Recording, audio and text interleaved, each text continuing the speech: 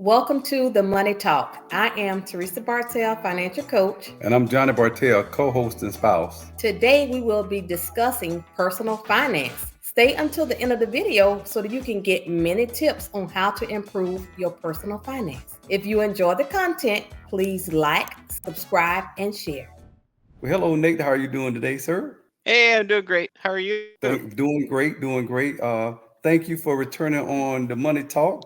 Could you please reintroduce yourself again to the audience? Sure, absolutely would love to. My name is Nate, and I am good friends with Johnny and Teresa. We met at church, and it just so happens that my background was useful for the topic that this podcast or YouTube channel discusses, which is personal finances. Been in the industry for 15 years. That's what my educational and professional background is in, and I'm just thrilled to be here. Well, thank you. Thank you. We are so glad that you're here with us again. You are so good. We had to bring you back again. So thanks again for coming on. So we will start with if you can provide a little bit of background and education on what is personal finance. Oh, okay. That's a great way to start it. I think that the way that we pose that question makes us wonder, okay, let's start first with what is finance? What do people and companies in finance, the finance department do? And then, that's how it translates into our personal state. So, the end of the day, finance has to do with money, our management of money. And the people Mhm. that do it at companies, the way we can start talking about it here, the way that companies are run are looking at specific metrics and schedules or analyses that have been modified to be used in a personal setting. So we can start there. Now, personal finance, that sounds like a big topic, right? And a lot of people, their mind immediately goes to debt reduction, debt cancellation, or, whatever. But the topic is so broad. And I Mhm. think that's why you guys are having this channel, which is fantastic because there is a plethora of things that we could talk about in the realm of personal finance. So where do you want to start? I want to start with what do you recommend for people with debt? How do they get Okay. to the point of saving for their future if they are overloaded with debt? All right. So that's a good question, and I think very timely, right? I think as Americans, we have heard the statistics. The majority of Americans are carrying a lot of debt. All right. Mhm. Let me ask you a question. Is debt a problem or is Oh, it a symptom? It's a symptom. yes. It's a symptom of what would you say, Johnny? I think it's a symptom of a bigger problem that has not been identified, and that could be anywhere from somebody growing up and they actually seen their it could have been their siblings, it could have been their parents grow up and they see them just spend and live paycheck from paycheck, and so it could be a generational thing that caused them to be in the debt that they're currently in or going through. And then for me, Yes, I I want to love it. add on to Yeah. that. Yeah. Some people are in debt because that's how they find their self-worth. That's true. Like the only way that they can fit in with the crowd that they desire to hang in is that they got to have a specific purse or a specific name brand item, or they need to live in a specific Mhm. neighborhood to impress their friends.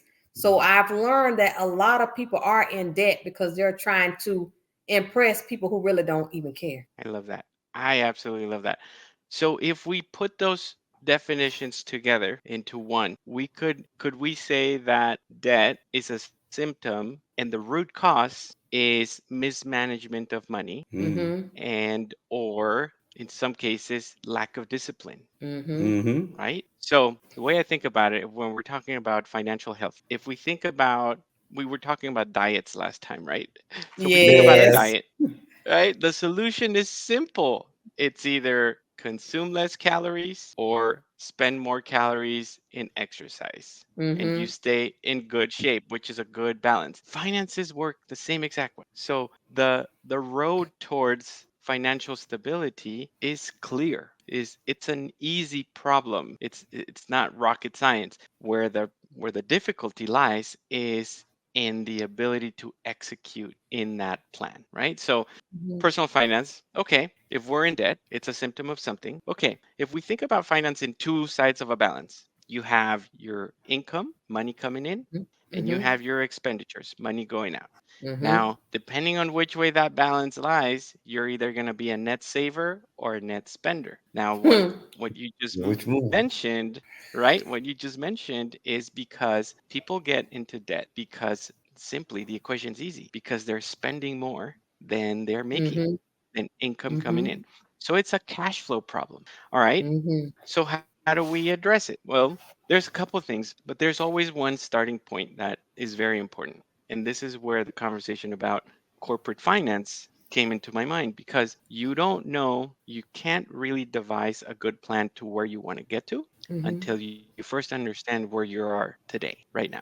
Mm-hmm. So that statement or that schedule is called in corporate finance is called a balance sheet. Okay. In personal finance, we call it a net worth statement. Okay, so the Oh, first thing cool. we're going to do is we need to understand what our current financial picture looks like right now, today. Mm-hmm. So there's a lot of templates out there online. You could do it in even on a simple spreadsheet, and you start listing all of your assets. Okay, what's an asset? That's a term that comes from accounting. What would be an example of an asset? An automobile, which is depreciating, but you can consider it an Hmm. asset. The part that didn't depreciate. Yeah, your house. Okay, Your house, okay, stock, I'm bonds.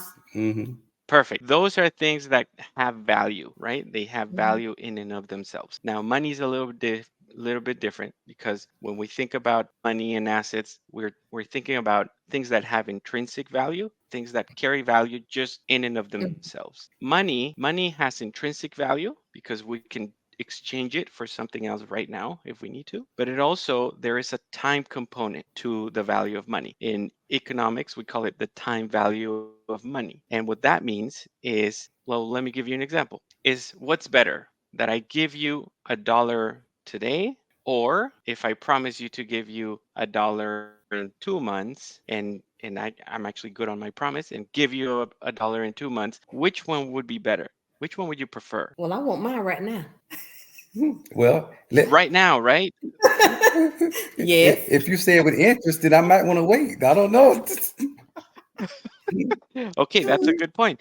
That's where interest calculations and things like that in finance come from because Mhm. money has value. The time that you're holding money is worth something. If I'm a bank and I'm taking in cash receipts, I can turn around and turn those into loan that will then create a cash flow for me. So Mhm. having the money right now is good. Okay, let's backtrack a little bit. So we're talking about our balance sheet. In personal finance, we call that a net worth statement. So you Mhm. list your assets. What's an example of an asset? An example of an asset is cash that's sitting in your bank account right now, Mhm. the value of your investments in your investment portfolio, the value of your retirement account. That's an asset. When you mention house and car, I'm glad you brought those up because those can be, but not necessarily are always an asset. All right. Okay. Why? What happens if you have a loan against those assets? So if you have a mortgage, right? The mortgage eats up at the value of that asset. Mhm. So if your house is worth, let's say, $100,000, right? Mhm. And the market is really bad and you're upside down on your mortgage. So let's say you have a mortgage of Mhm. $110,000. Is the house still an asset? Well, now you're net negative. You have Yes. Wow. an asset, whatever the house is worth, but Mhm. that one is coupled with a liability. Mhm. So the reason why I highlight that is we don't want people to think like, oh, a car is an asset, so I'm gonna go buy a brand new car because that's gonna Mhm. be an asset for my portfolio. Mhm. Well, hold your horses. If you're paying for it cash, Uh-huh. then yeah, it'll be an asset. But like Brother Johnny astutely said a minute ago, that's a depreciating asset. It's losing value. Mhm. So would you rather have a depreciating asset or an appreciating asset? I Rather appreciate it. to have Yeah, an appreciating asset. Right. What's an absolutely. example of that? What would be an example of an appreciating asset that you can think of? Land. Land, okay. What else? I'm gonna say a mutual fund, as long as the stock market is going good. Something that's invested Mhm. in stocks, a mutual fund. Those are great examples Mhm. Mhm. of appreciating assets. Mhm. Okay, so you have your balance sheet. You're going to create your balance sheet. In one side, you're going to list all your assets. The other side, you're going to list all your liabilities. What's an example of a liability? Pretty straightforward, right? Debt. That. Mhm. what we're talking about, and that's going to encompass the majority of the things that the majority of Americans will have on that side of the equation, right? So debt Uh-huh. includes our mortgages, loans, our credit card balances, our loans on our cars, et cetera, et cetera. Mm-hmm. Those are all liabilities, things that we are responsible for paying. So now you have Mm-hmm. those two, and then you net them together and you see what you're looking at in your current state right now. Right Mm-hmm. now, and that's either going to be positive or it's going to be negative. So you either Right. have a positive net worth if you have more assets and liabilities, or negative if you have more liabilities than assets. Okay, so that's great. That's all great. That's where we start. We know where we are. Okay. Now, we're in the business of improving, right? We're not having this Mhm. conversation because we just want to know where we're at. Okay, good. We're going to go back to doing the same thing we're doing. No, we want to improve. We Right. want to improve. Okay. So now that we know where we're going, what's the next thing that you think we need to solidify? Hmm. I'm sorry. Now that we know where we are, what's There you the go. next Okay. thing that we need to solidify? Well, now that Where we we want to know, get to. right, we need the roadmap. I'm thinking we need a budget. But what's Okay, next? we'll get there. Mhm. Yes, we'll get there. The first thing is knowing where we are, and the Uh-huh. next step is knowing where we want to get to. Because let Okay. me ask you this, Teresa, for you, what does financial freedom look like? It looks like owing no man nothing but love, being debt free, living below my means, being able to sleep at night and not waking up worried about how am I going to pay a bill.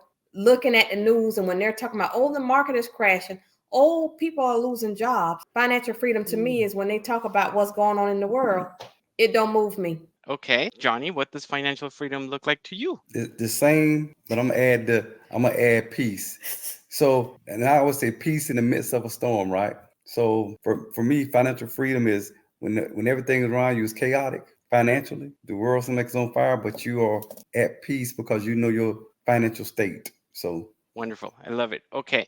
So now let me separate in our minds before we move on the things that we can control and the things that we cannot control. Okay. mhm, Within the realm of finance, we can control a lot of things that are material. Some of the Right. things that both of you mentioned are intangible, like peace, Mm-hmm. mhm, Mm-hmm. like assurance in whatever is happening around us, having that assurance. Let me tell Mm-hmm. you, finance cannot fill that gap. that's Okay, right. that's why, and you guys know where we're coming from, where I'm coming from, because we're Right. we're Mhm, absolutely.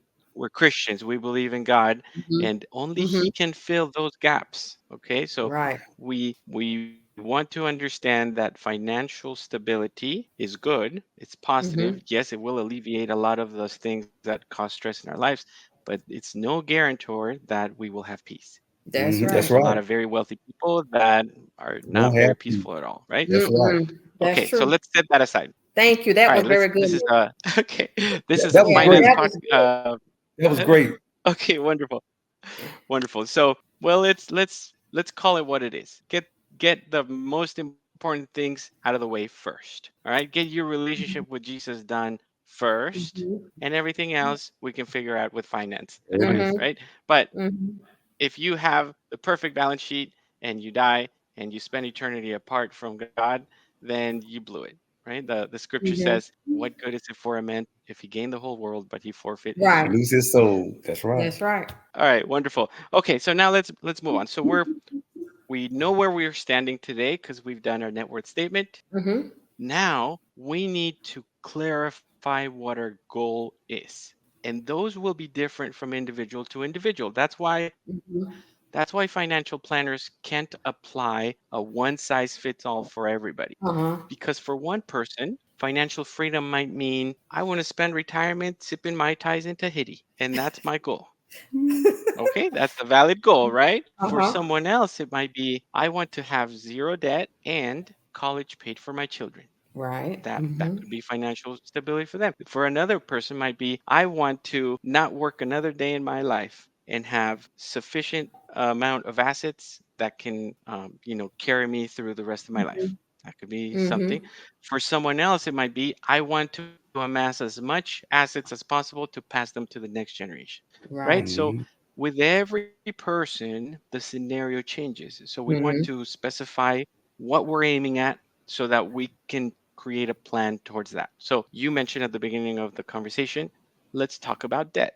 right? A lot of people have debt. So Mhm. let's assume that the majority of people define financial stability or include in their definition of financial stability the elimination of debt. Mhm. Okay, so let's assume that, and that way we can make a makeshift plan on how to tackle that. Okay, so by the way, one of the things that I do now for a living is optimization of processes, and Okay. believe it or not, financial planning follows the same exact sort of rubric that we utilize for any type of optimization. Wow. So first we define the Mhm. problem, we define where we're at, we understand our current Mhm. state, and then we Mhm. measure, then we figure out what is going to be a metric that we're going to be able to measure our success Right. by, and then we create our plan and we implement it, and then we analyze it and we see, is this working, is this helping me move in the right direction, yes or no, and then we Uh-huh. adjust, right, based on that feedback. So what we're establishing right now are those big boulders of what we need to do.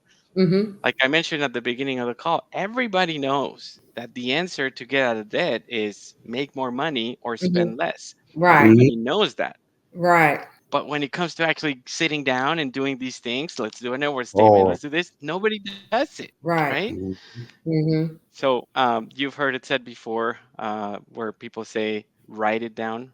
Our Yes. pastor, like the phrase, write the Yeah. vision, make it plain. Right. Mhm. Yep. That is your first step to financial freedom. If you don't get it down in writing and have it set as a goal, you won't be able to make steps toward it because you'll forget. This is why when you're on a diet or you're trying to lose weight, let me tell you, this is experiential and this is so true. The best thing that you can do to get started is buy yourself a scale. Okay? Yeah, This to is so hurt your true. Yeah, feelings. because you could get up every morning and be like, "Oh yeah, I should exercise. I should do that. Yeah, Mhm. okay," and then you forget. But you buy that scale, and then you're weighing yourself every day, Mhm. and it's automatic human nature. You start measuring. Oh, yesterday I was this, and now I'm this. I'm going in the wrong direction. I Right. gotta change something, right? Mhm. This is what we Mhm. need to do with our finances. Same exact thing.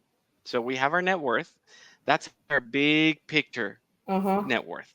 Now the day to day is the next step. So we've already defined, we talked about definition. Now we're talking about measuring. How are we Mhm. going to measure if we're trending in the right direction or we're going in the wrong direction? So we have our net worth statement that we can refresh. I refresh mine about once a year. Mhm. Once a year is good to go and just refresh your net worth statement, see how we're doing. Okay, the next one, and this is the most important one, I think, that leads into what you were talking about earlier, Teresa, creating a budget. This one is called the cash flow statement. Okay, companies use this all the time. It's not just about assets, it's about money coming in and expenditures going out. And that's where the Mhm. majority of Americans struggle. Side tangent, why do we struggle? Because financial firms profit if we get out of the discipline of paying attention at what we're doing, right? That's why credit cards are so convenient. That's why everything around the financial system is about convenience, so that you can hand it over to them and then just live with a habit of charging everything up on the card and then Mhm. having that bill, right? That's Mhm. sort of where the system wants you to be. Mhm.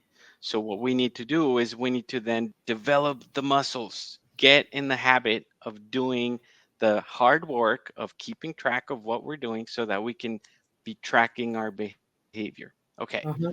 Cash flows. What is the statement of cash flows? This one's really simple. In fact, this is sort of the foundation of your budget. Okay. It's sort of like a budget, but the current state version. So this is how we do a budget. So start with a month. Let's start. March is coming up, right? So let's start with March. Mhm. So in Mhm. March, you're gonna keep track of all of the income coming in. If you have a job, then that's your paycheck. How much am I getting? This is what I'm getting, my net amount of what I'm getting. All right. Let's say easy numbers. Let's say I get $1,000 every, let's say biweekly, right? Uh-huh. Okay. So $2,000 a month. That's my income. What other income could I have? Well, if I have a business, you want to consider just the net amount that's coming into your pocket, your profit. That's what we're going to consider in this personal finance version of cash flow. So that if you have income from anything else, maybe we have someone receiving Social Security or a Mhm. pension or some steady form of income. That's your income. That's your money coming in. Uh-huh. On the other side of the cash flow statement, you have outflows. So those are your bills. Yeah. That's your mortgage, your rent. Mhm. That's your car payment. That's your expenditures for food. Um, the expenditures for essentials, right? That you're having to lay out every month. Okay, so now you do just like we did with the balance sheet. We do the same thing. Cash flows in, that's positive. Mhm. Cash flows out, that's negative. What's my net amount? Okay, now sadly, what we're going to find is the majority of Americans are running a deficit. That means, like you mentioned earlier, Teresa, we're spending more Mhm. than we're bringing in. Mhm. Okay, so how do we fix that? So once you have that cash flow laid out item by item, okay, be specific enough where you're laying it out. Okay, and now we're looking at the statement and we're seeing, okay, here are my cash flows, here are all my bills, and here are my things going out, and I'm spending more than I should. Well, the first thing we start looking at now what we can look at is where are the big players, and we're going to go after those. All right, so the easy part of the equation, which one do you think it's easier to modify our income, or is it easier to modify our expenses? Which one would you say? What would you say? I would say probably easier to well, it depends. It depends on what type of expenses you have on the expense side. If you can cut some of those expenses out based on what they are. Some of you may not be able to cut out because it might be fixed expenses that you got to pay monthly or weekly, whatever. But some of you may be able to cut out because you really don't need it, like subscriptions or Cable. Yeah, cable. cable. So on this, so I would say probably the expense side you can look at, but the income side probably a little bit hard because you have to go out and get a job and you got to try to seek another additional income. It could be done, but that'll be a little more time consuming on the income side. That's my opinion. That's absolutely right. So that is exactly correct. It is much easier to manage our expenses than it is to manage our income. Okay? Mhm. Absolutely. But there are some things we can do. There are some things we can do depending on um, uh, our opportunities. Okay. Now, one Mhm. of the things that I want to make sure that I forgot to mention when we're creating our definition of our goal, include a time frame. That's Oh, important. yeah. Okay, include a time frame. So if I'm saying my goal is to be debt free, okay, what's our time frame? Are you saying, of course, everybody would want to be debt free by tomorrow, but that's not Mhm. realistic in most scenarios, right? Uh-huh. So depending on the size of the debt, maybe we can say I want to be debt free in 5 years, 10 years. I want to be completely debt free. Okay. So Mhm. include a time frame because that is going to work into our plan. But now what you mentioned, Johnny, is absolutely correct. Income is harder to alter, okay? But there are some things we can do to alter it. Number one, we can pursue higher education so that we can have opportunities that give us a That's better paying right. job Mhm. opportunities, Mm-hmm. okay? So that Absolutely. the way that we would boost that income would be I'm going to go get educated so I can command a better salary. Mhm. Promotions. All right. Looking for what do I need? How can I be a better employee for my employer so I can get to the next level? Right. And have that conversation. Most supervisors love to have that conversation because Mhm. they know you're going to work hard. Right. They know you're going to work hard aiming for that promotion. So when can I get that promotion? Okay. So these are things that we can do ourselves towards increasing our income Mhm. apart from starting a business and doing more radical things. Those are straightforward things that we can lay out and pursue. Mhm. Okay, let's set that aside. Okay, now let's talk about expenses. You made a really important differentiation between some things that are really hard to modify and some things that are a little bit more flexible. Okay, Mhm. that is going to depend on each individual, Mm-hmm. and your cash flow statement is going to help you identify where those are. Okay, so the Mhm. cash flow statement helps you look at all the money that you're spending today, all the money that's going out. And what we're going to target is we're going to start targeting the biggest pieces.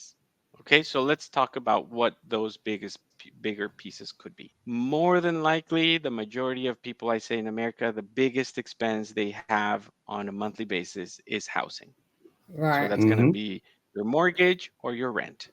Okay, Mm-hmm. so we start thinking, how can I improve that? How can I reduce this cost? Okay, so let's be real. Depending on the economy, you might not have a lot of flexibility. So let's say if I'm renting, what would be my options if I'm a renter? A How could I roommate, reduce my rent bill? Mm-hmm. a roommate, or when the lease is up, go find yourself a studio apartment that may be a couple of $100 cheaper. But a roommate would be I guess it depends on the person if you want a roommate or not. Yeah, but that's a good point. If I'm single, if I don't have family and have the Mm-hmm. flexibility, then downsize, right? Mm-hmm. Um, I didn't move out of my parents' house until I was 25. Now, I wasn't eating chips and playing video games in the basement. I was working full Oh, time and then uh-huh. going to school full time. So they Mm-hmm. didn't mind it because they barely even saw me, right? I would come in pretty late and they're like, oh, he still lives here. Okay, great. But so if you have that, if you're young enough and you have that flexibility, take advantage of it. There's no Mm-hmm. reason why you should be paying $1,000, $2,000, $3,000 a Right. month in rent when you can save that money, living with mom and dad if they allow you to. Okay, Mm-hmm. if you're single, you've already moved out, then we can think about, okay, then maybe I can downsize, right? Or maybe Mm-hmm. I can move a similar property but in a location that's a little bit cheaper, right? So Right. there's other things you need to weigh in, like safety and proximity to your work or the things where you're going, because your transportation costs will be altered. But in general, those are things that you can toggle. Okay, what if I'm a homeowner? What are the things I can do to reduce that cost? Well, you can turn the lights off and unplug things to, I guess, turn up the thermostat or turn it down depending on what season you're in. And You can even look at refinancing if you're eligible to refinance yeah. to get a cheaper interest rate and a cheaper mortgage, a lower mortgage. Yes, And, so that's very good. That's the first one to look at. Now, in this current economic environment, you might not have that flexibility just because of where mm-hmm. interest rates are at. But in Mm-hmm. general, that's one of the things that you want to hone in on. So, first, you would want to, the ideal scenario is a 30-year fixed interest rate mortgage, Mm-hmm. or if you were very aggressive, a 15-year fixed rate mortgage. Mm-hmm. The fixed rate is important because as the interest rates go up, you're living life. You're not worried a Mm-hmm. bit, right? But if you are not sure what you have in your homeowner, you should. It's scary if you don't, but Sure is. you definitely want to be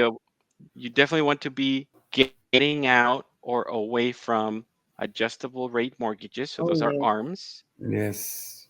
or jumbo loans. Yes. Dangerous. Okay, jumbo loans, you pay a little bit, a little bit, a bit, or almost nothing, Mm-hmm. and then you get this huge balloon payment. Okay, arms, you have a 10 in one arm, a 5 in one arm. How do those work? Well, you're locked in for about 5 years. You're locked in, and then at the 5 year mark, your rate adjusts to whatever the market rate is. So, in an interest rate environment like the one we're living in, where interest rates have been going up, your Mm-hmm. mortgage is going to go up a lot. So Mm-hmm. you want to refinance out of those loans. If there's any equity on the house, that can help you when you're refinancing to basically get out of that and get into a 30-year fixed Mm-hmm. rate mortgage. Okay. Mm-hmm. All right. So we talked about housing, which is the biggest one. That's about it. If you are a homeowner and you have equity in the house and it's a huge payment for you, rule of thumb, depends where you live, but if you live, let's say, in a state like Texas, where, let's be honest, housing is very affordable in comparison to other parts of the country. Mm-hmm. Mm-hmm. Yeah. If your housing cost is about 25% of your income, that's a good rule of thumb. That's a good place to be. Mm-hmm. 30%, maybe you're pushing it. It shouldn't be any higher than that. If your housing Right. cost is way, way higher than that, then you need to consider selling that house and getting something within your means. All right. Right. Yep. Um, Again, you have to consider the market, you have to consider the options that you have, etc. But let's just be real. That it's part of living Mm-hmm. within our means. That's the Mm-hmm. key. Okay, so we talked about housing. That makes sense. So, what are the next big ones? What do you think are the next big expenses in typical person's cash flow? Car payment. That's Yeah, probably the next thing. absolutely. That's probably right next in line. Absolutely. So I would Mhm. say the car payment's probably the next biggest one. So what are our options there? Okay. Well, one of the things that you should know is unless you are totally financially stable and in great shape, I'm sorry for all my friends who are dealership owners. You should not you should not even be considering buying a brand new car out of the dealer. Just forget Mm-mm. that. It is a bad, bad, bad idea. We talked about assets, right? And we said a car might be an asset. I can tell you, a brand new car right off of the lot is Not a an asset. depreciating asset. It is Yes. the minute you drive it off the driveway, that thing Yes. takes a huge hit on depreciation. Yes. It just so forget it. There are good Mm-hmm. alternatives. So you're looking to buy a car or you're going to be in the market of buying a car, buy used. Three, Yes. 4 years old. That's Mm-hmm. good. That it'll have the majority of the safety features that you'll need. Mm-hmm. It'll work just fine and it'll be way cheaper. So Yes. number one, when you get into it. Okay. But let's say we already got into it. We're stuck with this car. Okay. Start looking at options of getting rid of it depending on how much you still owe on it. Right. All Hmm. Mm-hmm. right. There's easy ways to do that. So my wife and I, we have always bought every single one of our cars since we've been married. We've been married for 19 years. Mm-hmm. Every single one of our cars has always been used, always. And when it's time to sell it or get rid of it, we take it to those same places where we buy our used cars, and they usually have very easy.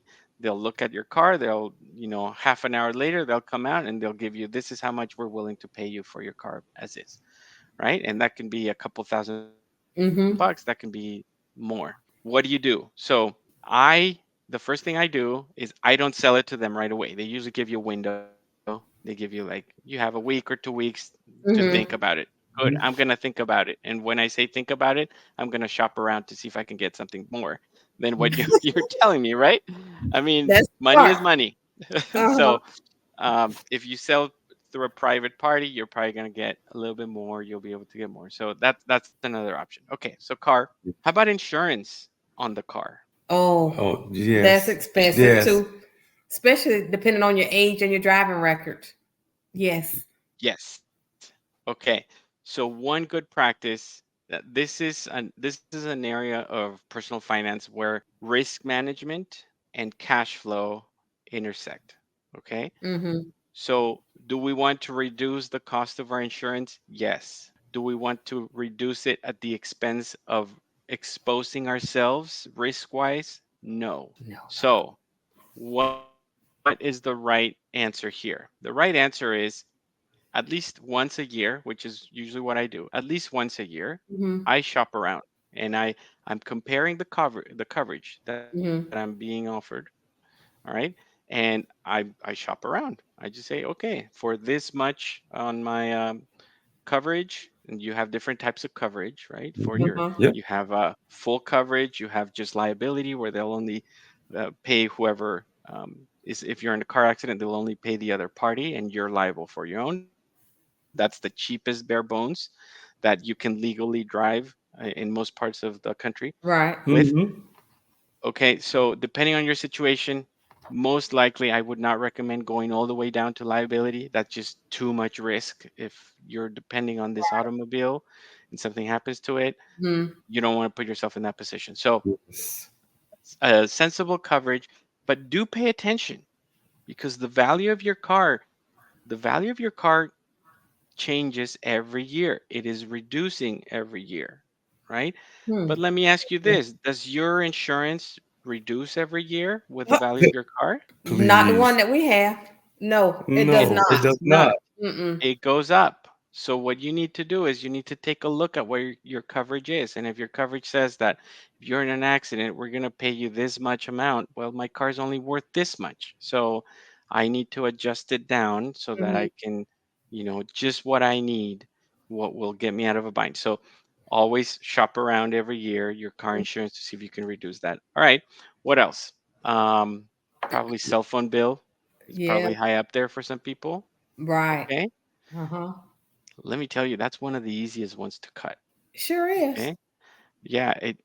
Be honest, we don't need those big carriers. Mm-mm. Right? If you go with like one of those smaller, cheaper ones, Mm-hmm. coverage chances are is going to be comparable, Mm-hmm. and you're going to pay a fraction of what these big firms have to Right. charge Hmm. Uh-huh. because they're having to put Super Bowl ads and they're having to put ads and marketing and all of this, Right. and Yeah. Yes. paying, big Mr. Celebrity to come endorse them. That's where your money's going I with ain't Yes. gonna that. say it, but that's true. So find a comparable solution that will fit your needs and then just downsize to something else. So there's a big what else would be a big ticket item that you would say? I'm thinking a lot of Americans now are strapped with student loans. Oh, that's a really good one. Okay, I'm so glad you brought that one up because I had student loans, and now I'm accruing student loans because I decided to go back to school, like I mentioned last time. Um, but here's the point: when you are a student and you're getting that loan is through the government. And Mm-hmm. listen to this: no matter what, the as low as the interest rates have been, the federal rate for student loans did not go down with those interest rates. So That's It when I is. had my student loan, yeah, in 20, what was it, 2013ish was mm-hmm. when I finished my MBA. Mm-hmm. The interest rates were really low. Where it was around the time, if you remember, Ben Bernanke was the president of the Fed, and interest rates had gone to zero. In fact, we started doing that buyback of bonds to pump cash into the economy because it was after 2008. So after the economic crisis in 2008, Okay. all of this is happening. So interest rates were actually real interest Mm-hmm. rates were negative. It Mm-hmm. was super cheap. Well, the student loan rate was 7%. It did not go down to zero like the real net interest rate. It was at 7%. And most students, when you finish school, you think, oh, I'm good. Now I'm going to start making payments. Hmm. Well, yes, that is what you should be doing. But that's a loan just like any other loan. You can refinance it. And in fact, if Yeah. you refinance it with a private company, and there's some big ones out there, you can cut that interest rate in half or more. Thank you So for bringing shop that up. around. That's pretty. Okay, that's good. That's a Yeah, Thank great you. nugget. Yeah. yeah, the refinancing student loan is definitely the way to go. Now, there are some cases that we want to be mindful of because the government does have certain programs to help certain individuals. So you want to make sure you do your homework before you do any refinancing. But the one I'm thinking about is if you work in social services, Mm-hmm. okay, for I believe it's about 10 years, Mm-hmm. for 10 years after you graduate, the government will forgive your student loan. So, Oh, but the caveat is that student loan needs to be still with the government. So that's one of those things you have to pay attention. Uh-huh. So just do your homework before you do any big moves like that. But yes, there are certain majors, especially in social services, because Mm-hmm. those jobs are generally helping, um, helping the certain groups and certain areas of our economy that we want helped, and they're not very well paid. So Right. if you're in that situation, then you might be better off sticking with that high interest rate loan and just servicing it until your 10-year anniversary comes, and Mm-hmm. then you ask the government to get rid of it, and poof, it's gone. Mm-hmm. Okay, but nice. let's talk really really quickly about making the decision of where to go to school. Okay, that Oh, That, that's a big that's a deal. big. That's big. Right. That's huge. That is huge. Now, let me tell you, as someone who was grappling, so when I was looking at programs, there was one that was a very well known university throughout the country because of its football program. And I could have gone there, or I went to the school that I went to, which is also a very, very good school. Mm-hmm. I don't think there's, well, maybe I won't share names just in case. But Right. Yes. the price difference was significant, let me tell you, for the same exact degree. Now people argue, well, it's not the same level, it's not the same quality of education. Oh. Yeah. Okay, I see you. That can be true to a certain extent, but Mm-hmm. the way we think about those big ticket items is ROI, return on Right. investment. Yes. What is the return on my investment if I invest in this degree? Mm-hmm. Okay, so I'll give you the numbers so that since I'm not sharing the name of the schools, we won't get in trouble with anybody. But the big name school for Mm-hmm. this was, mind you, over 10 years ago. Mm-hmm. They wanted $106,000 for the program, for the MBA program. Mm-hmm. No scholarship. Private school, so I was on the hook for 106. Whew. Okay? School number 2, baseline price was 70,000. Big difference. But if I went there, they would knock it down another 15,000, Nice. right? Because they wanted me to go there. Mm-hmm. So I looked at it and I said, okay, do I want the big name? And yes, I do want the big name. Is it worth another what would that be? Let's see. Well, Over 55,000. 55, so 40, like, yeah, like 55,000 or so Yeah. dollars. Is Uh-huh. it Right. worth $55,000 to me? And the Oh, answer to me was no, No. no it way. is not. No. It is not. Has my career been impacted by making that decision? I can tell you absolutely not.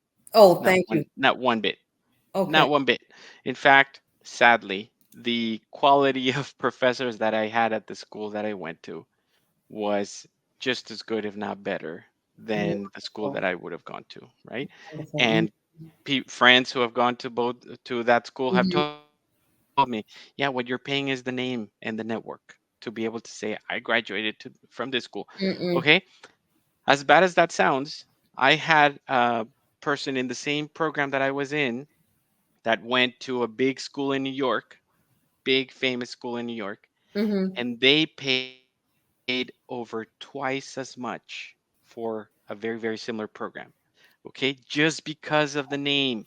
Mm-mm. So here's the moral of the story. When you're deciding if you're going to go to college and you're picking programs, treat it as an investment because that's what it is. And an investment, we need to consider the return on our investment. Mm-hmm. Think about how much do I need to make every year in order to make this investment worthwhile. Mm-hmm. And let me tell you, you don't get to decide how much you get to make. Go online and look at what the market is paying for the jobs that you're looking to get into. Yes. And in Right. those job websites, they will tell you the range for an engineer is Right. this, the range for an accountant is this. So Mm-hmm. get an idea. This is Mm-hmm. this is the range.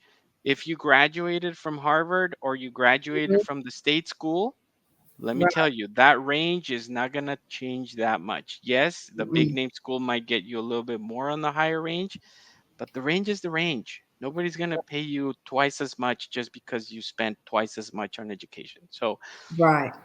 that's how we think about that big ticket item. Okay, Mm-hmm. I know I talked a lot this time, but um, Mm-hmm. we talked about getting started. We Right. talked about Great. defining, understanding our current state. We Uh-huh. talked about setting our goal, being clear, Right. Mhm. and then putting a time horizon on it. And then we Uh-huh. talked about the cash flow statement and Uh-huh. the Yes. big ticket items that we can go after. All right. Yes. Right.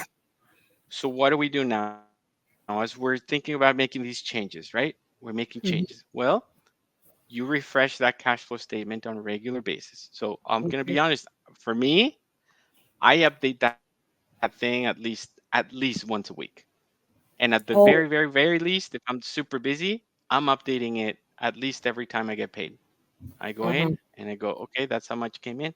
Oh, my electric bill went up this month. Okay, gotta factor that. And my whatever went down this. Okay, I gotta factor that in.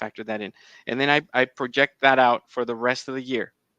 So at any point in time throughout the year, I know exactly how much we have right now, how much Mm-hmm. I'm expecting to spend this month, and what it's going to look like for the rest of the year.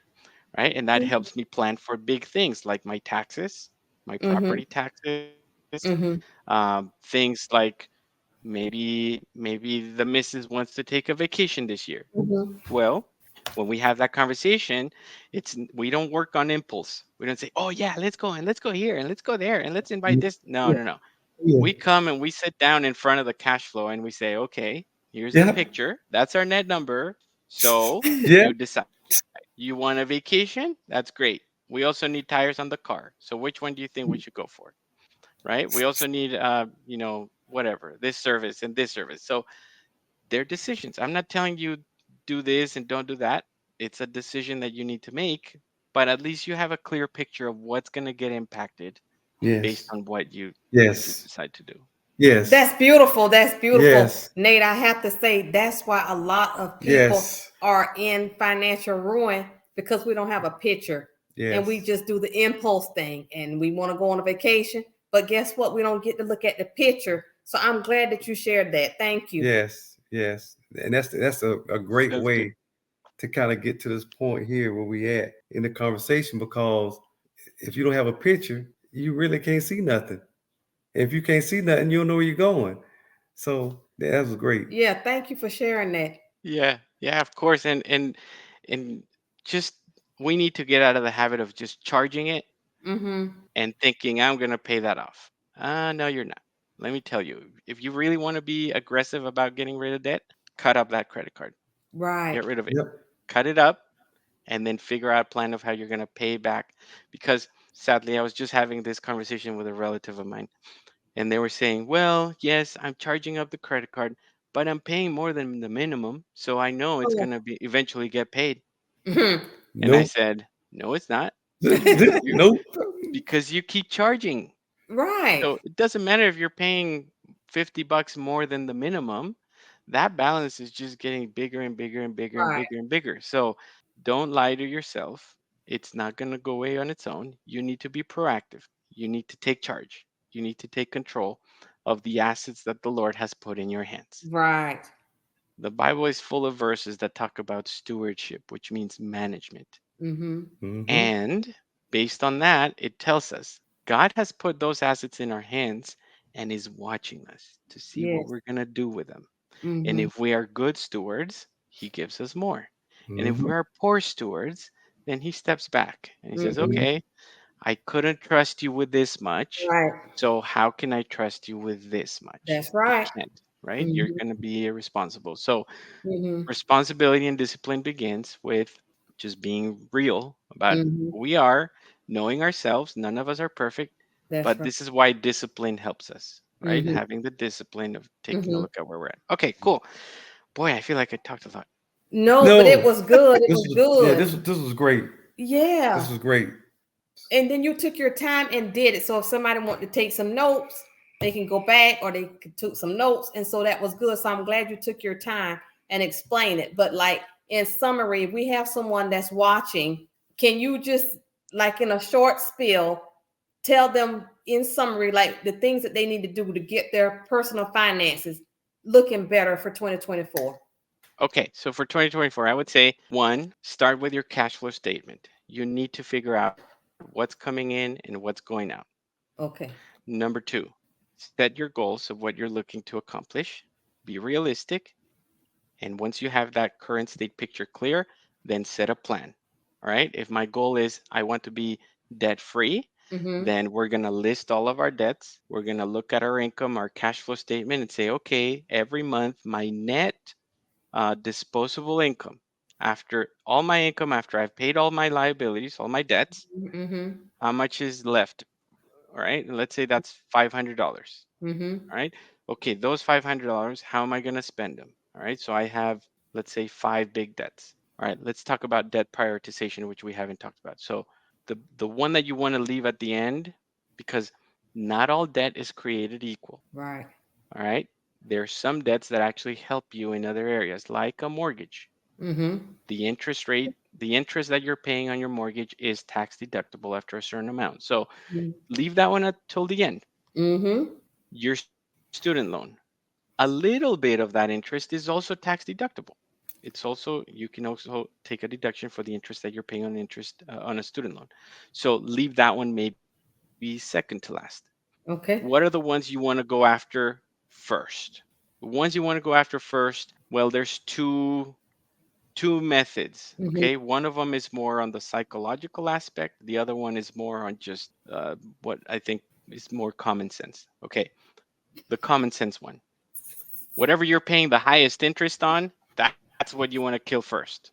Okay, because Yep. that's what's going to take more money to pay off. So that's Okay. what you want to go after. If that's a credit card, then that's what you want to get rid of first. Mm-hmm. If that's a car loan, then that's what you want to get after first. Mm-hmm. Okay, how do you? Oh, well, before I do that, let's talk about the other category. The other category that you typically hear by financial planning professionals is the snowball effect. Yes. That one's Mm-hmm. playing on your psychology, which is saying list all your debts Mm-hmm. and start with the smallest one. Mm-hmm. Okay, because when you finish the small one, you're gonna feel really happy about yourself, Yep. Yeah. and you're gonna keep going. Yeah. Hey, listen, if that works for you, then do it. Uh-huh. That then just start knocking out that. If you think you can power through maybe a little bit longer, but you're gonna be hitting that big one first, then go after the big one. Mm-hmm. At the end of the day, just start doing something and you'll be Right. better off than doing nothing. Okay. Perfect. How do we actually do that? How do we pay it off? Well, you need a couple of things. There's a couple of things that you can do depending on the type of debt. The easiest one is you just start paying more than your minimum, right? Okay. So if you're expected to pay on your car loan, let's say $430 every month, well, start paying 500. Round it up. Okay. Start just doing 500. Mm-hmm. Okay, $75. Maybe you can pinch a little bit Mm-hmm. somewhere else and you can get that 500 out, and that will help you start knocking down the principal faster, which means the interest rate that's being calculated will be smaller Mm-hmm. because the principal is smaller, so you'll be able to pay it off faster. Mm-hmm. As soon as you pay that off, those $500 don't just go away. Now I have $500 extra to spend Right. somewhere else. Let's go to Vegas. Woo! No, those $500 now are gonna go towards the second Yes. Yes. biggest one. Okay? And that's Mm-hmm. how we get out of the debt. That's one way. That's Mm-hmm. the easiest way. Another way, depending on situations, sometimes you can negotiate debt. Mm-hmm. Sometimes it depends on a lot of things. It depends on if you're really late, if you've been late, if you're struggling, like you haven't been paying it for a while, Mm-hmm. you might be able to go directly to the lender and say, do you want nothing or Mm-hmm. do you want a fraction of it? And Mm-hmm. sometimes they'll work with you. Mm-hmm. Sometimes they won't. They'll just say, well, we're going to ruin your credit. Okay, if Mm-hmm. that's what they're telling you, then okay, go talk to a debt consolidator. Mm-hmm. These are people who this is what they do for a living, and they'll go talk to the bank for you and they'll say, hey, listen, this person, good luck trying to get anything out of them. They're not going to pay. But if we bundle it and you give us a cut and blah, blah, blah, okay, that might be able to work depending on your situation. If you have pristine credit, if you have very good credit and you have debt that you're trying to knock out, don't do the debt consolidator thing because it's going to Mm-hmm. hit your credit. All right. But if you already have really bad credit and you're struggling, then that's an avenue. Go through that. Don't try to pay the whole thing. If you can go through those other avenues to try to mitigate the Mm-hmm. balances. Okay, so that's how we knock out debt, and that's how we're looking to move forward on that, right? Um, what was the other part of the question that you asked related to that? Just give some pointers on how people can improve their personal finances for 2024. Ah, that's right. Okay, so I think we hit them all. Those Yeah. Yeah. those are the main Yeah. ones. Yeah, pay attention. Look, money needs to be working for you, not you for money. Hey, Yes. oh, Okay? can you say that one more Yes. time? Yes. Money needs to be working for you, not you Right. for money. Right? Yes. Hey, oh, I Any like that. Yes. That's a t-shirt. yeah, that's good. Yeah, because most Americans are living paycheck to paycheck. Right. They're working, they're, losing sleep and losing health trying to just get by. You Right. need to get to a situation where money is working for you. Right. What do I mean by that? That means that it's not just coming in and out the door immediately. That means it's coming in, you have a little bit extra, Mm-hmm. and then that gets invested so that it's producing for you. Yes. Okay, Right. there's very famous book came out many years ago, but the premise is good. It's called Rich Dad Poor Dad. I'm Oh yeah. sure most of our Mm-hmm. Mm-hmm. listeners have heard it. But Mm-hmm. this is the idea. The idea is start investing even if you have to start small. Mm-hmm. Okay, buy one share of a stock, just buy it, and then as time goes by and that share is paying dividends and giving you a little bit of cash extra, save that cash, and then go buy another share or buy something else. Mm-hmm. And you just slowly build that portfolio until over the course of time, as that thing is appreciating and it's giving you a little bit of cash, you're Mm-hmm. Yes. throwing that back in. That is money that's working for you. Right. Yes. Right. That's Absolutely. money that's making you more money. That's Absolutely. what you want. A car payment, that's not money that's working for you. Nope. That's money that's a liability. That's going out the door, it's Mm-hmm. gone. Mm-hmm. Okay, so those are the type of things that can help us make those decisions.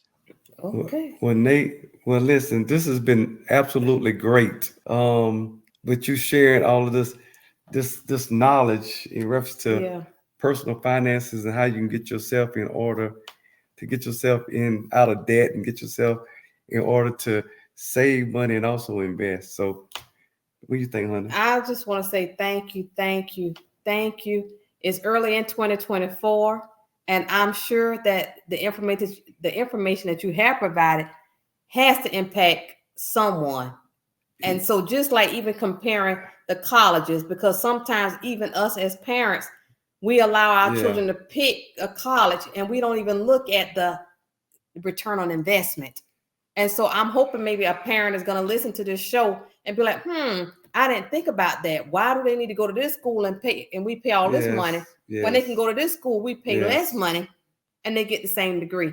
So that was valuable information. So I just thank you for all of your content. Yes. And just so everybody can know, this is not only good for 2024, but it's good for any time because all these nuggets that Nate provided, this is like 2024 and beyond. So yes. And then I don't even know if you remember that you said it, Nate, but you said like the number one thing that you can do to improve your personal finances is write it down. Make your goal and write it down. You need to know where you are in order to know where you want to go. So that's life changing. So I know that somebody is going to be impacted by this information. So thank you for sharing your time with us. We appreciate it. Yes. Thank you, Nate. Yeah, my pleasure. One last little nugget that I forgot to mention when we were talking about the education piece. Junior college.